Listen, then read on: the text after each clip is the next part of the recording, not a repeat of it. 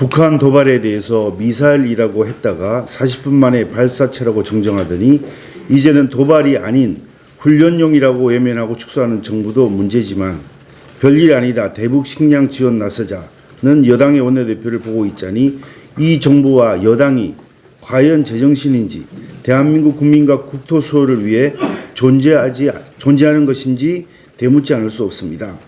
혹시 참도 호미로 생각하고 있는 것 아닌지 묻고 싶습니다.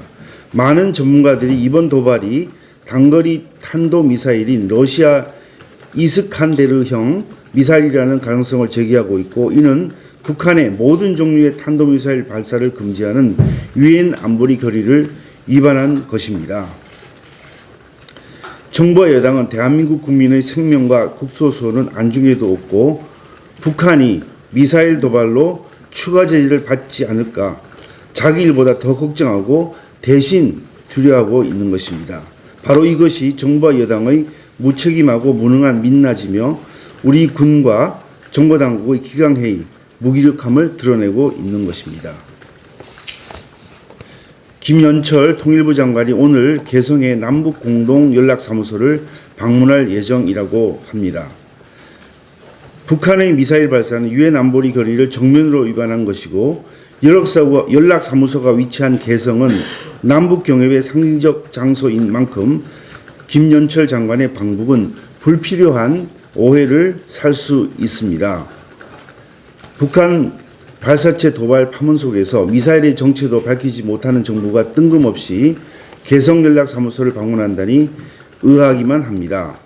북한이 쏘아 올린 미사일을 미사일이라고 부르지 못하던 문길동 정부가 이제는 개점 휴업 상태와 다름없는 연락사무소를 찾아가겠다며 아닌 밤중에 문두깨 정부가 되어버렸습니다. 북미 협상이 교착 상태에 누워있고 북한의 미사일 도발로 국제사회가 한반도를 예의주시하고 있는데 주무부처인 통일부 장관이 뜬금없이 개성의 연락사무소를 방문하는 것은 올바른 처사가 아니라고 생각합니다. 오늘 오전 10시 30분 이 자리에서 대북 제재 위반 조사특위 3차 회의가 개최됩니다.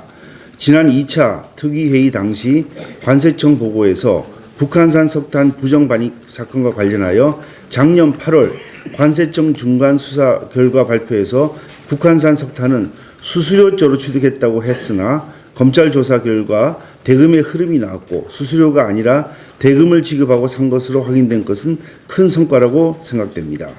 지금까지 정부가 보였던 소극적 태도는 석탄 내금 전달의 실체를 가리기 위한 의도적인 부실 수사이자 꼬리 자르기였다는 것을 반증하기 때문입니다.